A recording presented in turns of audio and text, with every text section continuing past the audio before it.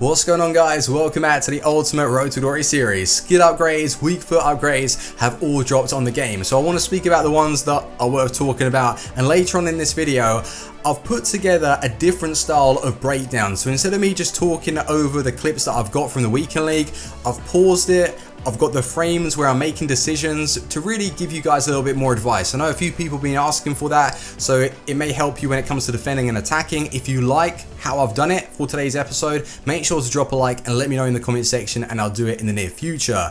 Let's speak about the skill upgrades though. To start off with, we have Heung-min Son. So he's gone up from 3-star to 4-star with that 5-star weak foot. His team of the season is going to be amazing. I wonder if he will get released as a striker. I know the majority of the games though he has been playing as a winger. It's all good. Most people start the game and position players wherever they want, myself included. So if he does get that team of the season, we are going to be playing him as a cam. He would just make the perfect cam. With that pace and the strength, it is similar to Martial, the way I play. So with the high work rates, he can drop back, win back the ball, make the runs. Water card. That is just the perfect upgrade. Dembele, Ousmane Dembele, another 5-star on the game. So he went from 4-star skill moves to 5-star, so you could have Neymar on the left, Dembele on the right. What an awesome combination that would be. One thing to note though, when I've played with Dembele, when he's running down the line and I've got that ability to shoot across goal and I'll be in the perfect position to catch the strike, he will tend to use his preferred foot, which is the left, and then it would cause me to take a poor shot. So that's what I don't like about Dembele. Maybe it will be improved with this skill upgrade. I don't know how that's going to be the case. Who knows though? We're going to try him in the next couple of days. 140 games, 8 goals. Please ignore that. I've used him as a super sub and just subbed him out. We have Daniel Sturridge. He went up from 3-star skill moves to 4-star. No one uses him because of that weak foot. Absolute killer. Would not recommend. I have tried him and I didn't really like him on the game. Feels a little bit stiff. And Gnabry went from 3-star to 4-star. Doesn't really look that great, and I've used him before and he's just an average striker. The one player that is seriously important, because this is my main Weekend League side, Lacazette, from 3-star weak foot, which was already good, to 4-star. His card has got even better. Love him. My favorite striker on the game, and his stats: 402 games, 242 goals, and 153 assists. That's with him coming off the bench. Used as a centre mid at times, as a cam, as a striker. He plays everywhere for me, so I like that return, and I know full well how he plays. So this was my main Weekend League side. The reason why I dropped Firmino and Mane, I was using Mane as a super sub. I was wanting a little bit more pace, and I had the familiarity with Lacazette and also Martial, so I wanted to use those two with the main players. Like, we've got an awesome defense with the legends, we've got the center mid, which was Hullet that we brought in. Love it. So the custom tactics that I did in fact use during the Weekend League, these ones right here, if you want to try them, feel free, but I'll speak about a little bit more what I liked and disliked after we've gone through the clips. So I've got marquee matchups to unlock. We're going to open the packs and then we'll do the breakdown of the Weekend League. Let's go. Marquee matchups came out yesterday, so I want to get these done. And what I've decided to do is, instead of me saving all of my packs for team of the season, I'm just going to be saving my 100,000 coin ones, which I do in fact receive from the Weekend League rewards. So the team of the week packs I will open, obviously, because they're team of the week packs. I don't know, or they do save, but I doubt we would want to save team of the week packs, as the team of the weeks are progressively going to get worse. So we will open those and save the 100Ks. With the marquee matchups, let's get into it. Leicester versus Atletico Madrid, is it? That is just a weird opposition. Leicester versus Atletico Madrid. Who would have thought that this would be a match? Oh, anyway, Leicester 1, Atletico players 1, players from same league maximum 6, overall 80, and team chemistry 85. Awesome, let's unlock it. This matchup is a little bit more realistic. Barcelona versus Juventus. One player from each club, players from the same nation, maximum of 4. It wasn't from the same league, so I built a full Serie A team around untradeable, I think, yeah, it is, untradeable Turan. So he really did bring up the rating, which was 80 to be hit. And I got away with using some fairly cheap players. Good. Colombian League meets Argentina. This one, you didn't have any requirements to meet any particular rating. We used bronze cards, so a silver card in there, a gold, but that was from the club that we were needing to hit minimum of 2. So yeah, that's all good. Let's go and move on to the last one. Man United versus Anderlecht, and I did drop in an Anderlecht player in the goalkeeper position, who's a centre back, just to cap off chemistry down there. I didn't want to really focus too much on that league. Built a full Prem side. I know I used Barkley, he's untradeable, just to bring up the rating. The only Man United player I had, which was Luke Shaw. The rest of them are my untradeable items. so I didn't want to use those. Some of you have been tweeting me your marquee matchup pulls. The luck is unreal. Let's see if we can get lucky ourselves. Jumbo Premium Gold Pack, Martial on the front. No walkout. Big flare. Yes, finally. We're getting ourselves a nice flare. Thiago, who could well be in the team of the season, you know, with Forsberg and a few others. 85 rated Thiago, very good. I've tried his cards, not really too much difference when you hit like, I think he's got, the highest one is 89 now. Yeah, around about like 87, 88. They all feel the same. He's good though. I do like him. Wilshere in the pack, not bad. Not bad, not great. Any decent consumables? No. Back-to-back Jumbos, back-to-back Martials. Another big flare. Oh no. Alright. Cam. Who's that? Verdi. Ooh, wasn't he 5-star skills? I know that he was a silver. Did he? I swear he had 5-star skills. Oh, 5-star weak foot. Alright. I thought something about his card was 5-star. Yeah. He doesn't look bad. Oh no, I thought he was a centre back. Sorry, he's a right back. Yeah, a little bit slow. Fitness. Centre forward to Cam. Anchor Chemstyle. Good. Yeah, fine. I'm fine with that. Anchor Chemstyles go for a couple of thousand. A discard inform would be nice from our rare gold pack. And it was quite funny the amount of people that were actually sending me messages when they noticed that Lacazette got that weak foot upgrade, because you guys know how much I like him. Yeah, we love Lacazette. And whether or not he will get into the team of the season, I don't mind too much. His card already is great. And he's got a special card that I never purchased as I've unlocked the SBC. Who knows? I might do that upgrade from SBC to team of the season. Let's face it, we're not going to pull anyone from that Electrum Players pack. It's all about the Prime Gold players. Hazard, who's getting a team of the season. Is he going to bring us that luck? Big flare? No. No big flares. Apart from the Team of the Week 3-player packs, we haven't pulled a Team of the Season for a very long time. Just out of these SBC packs. Mertesacker to Stegen. High rated. Oh, we got Luke Shaw back. Nice. So we used him in the SBC, we got him back. That's all good. Last one before we go and have a look at the highlights that we got in the Weekend League.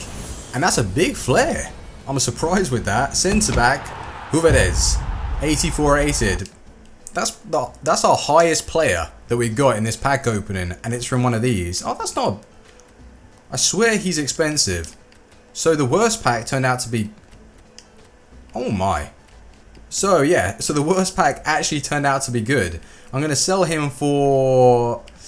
maybe 8,000 coins bin. I think he probably will sell for that. 8,000 coins. There's still people doing the Liga 1 SBC. That's pretty crazy. Just because Lacazette's that good, yeah. 8,000... I'll list him up for like...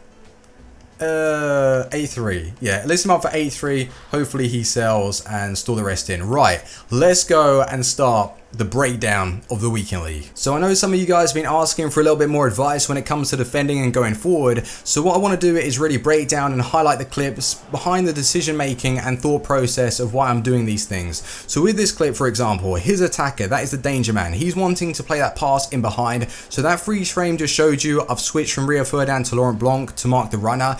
This swift change of direction though is dangerous, and that's where I need to switch back to Ferdinand using the right stick to mark the middle of the pitch, and that's how I usually defend, or how I like to defend. So it might not be the correct way, but it's what's been working for me, and it's all down to what you feel comfortable with. If you don't like to play a switch like that, then just keep running with Rio Ferdinand or even Laurent Blanc and just run and try and tackle him. But that's where you won't keep the same structure.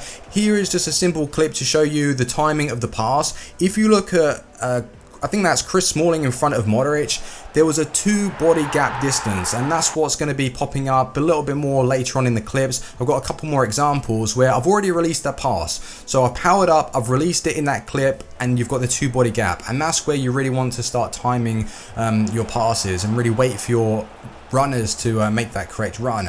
And that was quite lucky, I'm not gonna lie. I RBA'd it over to Martial. It wasn't really on, but sometimes they do work, so if you don't try you won't score. Here is poor decision making. It's not even a poor bit of defending, it's just poor decision making. What I should have done is taken Walker, ran back to my goalkeeper, passed it back to him and built up from there. I was impatient, it was late on in the night and I was trying to rush my play. Here is another reason why I like Martial so much. He was not only holding up the play for a second and I lost the ball, he made the interception, he got himself into a nice position to pop the finesse. He's brilliant, love him. In that cam position, he is, I would say I much prefer him over SBC Suarez for now, just for the fact that he's quicker than Suarez, and that's what it comes down to. This clip is poor defending. What I should have done is flick to the stick to Kante and jockeyed and really stopped him right there. Instead, I had to backtrack, commit with the challenge with Rio Ferdinand, so this penalty could have been avoided, easily avoided. It was poor decision making once again, so don't do what I did, make sure to learn from my mistakes. Here is a prime example of what Gullit is about. That power and pace, man.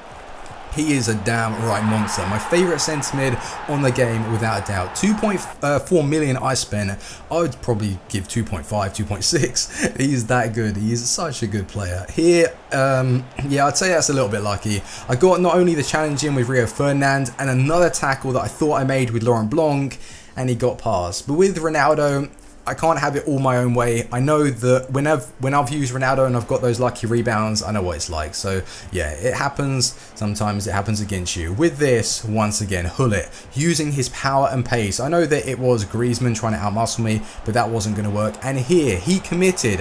I thought something was going to open up. I just had the feeling that I was going to be able to take that chance. So I was waiting for him to commit with Chris Smalling. It opened up for a simple through ball to Ronaldo, and I got a nice goal, a shot across goal. I thought I defended that well, but no, when you got Bale on the ball that can smack it across, mental goal. I did in fact lose this game because of a DC, so here is going to be the last goal of this. Very lucky, just went back to Ronaldo, stopped the ball dead and smacked it top corner. So he rage quit, but as I've got some issues with the ping and it's not calculating my results properly, and that causes me to get these disconnections. At the end of games like this, it also gives me disconnections. So I can't really afford to play bad, so I'm having to go on basically 30-0, that kind of streak, just to get into Elite 3 these days. So I'll have to call up my internet provider after I've recorded this video to see if I can sort this out. And like I was mentioning about timing the pass, the next freeze frame is going to show you that I've powered up and this is where I've released the ball. You can see the gap between Gullit and Chris Smalling there. It's about a 2-body gap, and that is a perfect pass. And that's how I make those delicate through balls that a lot of you guys have been asking about. It's just timing really, and the amount of power that I put behind it. You don't really have to pay attention too much on the power. It's literally just one. You just tap it. Literally just tap it. That will come with experience anyway. So hopefully with me breaking these clips down, really does give you a better understanding of how I'm defending, how I'm attacking, and if you want to see this more often, then let me know. This bit of defending, I was quite happy with that. That's Barcelona pressure right there. You're not getting through. That's all good. Dybala somehow wriggled his way through, and I really want to try. Well, I'm going to purchase Team of the Season Dybala. His 90 rated card, I've been having some issues coming up against him. It's his strength and pace. If you put the correct chem style on him, you can get Dybala up to 90 strength. What is going on? His Team of the Season is going to have something like 99 strength. Here is another example of timing of the pass. As Mane is running through, at this moment I've already released the ball.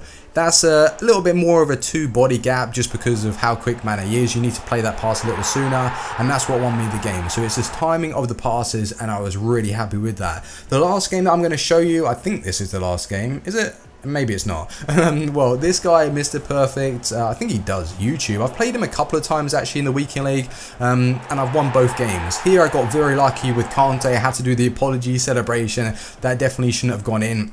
As it was late on in the night, I was just not thinking.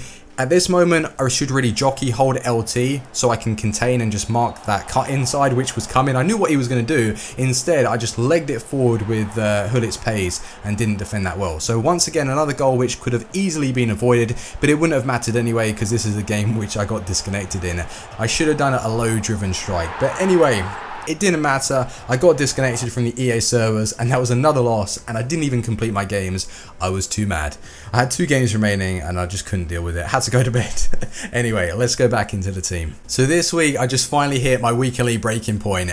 I had enough. It wasn't worth the hassle of me playing the last 2 games, putting myself through the stress of having to play well, win the game, and not get the result. That emotion is just too much for me. So we finished on 30 wins out of the 38 games that I played. 5 of those were disconnections. Some of them I even won the game.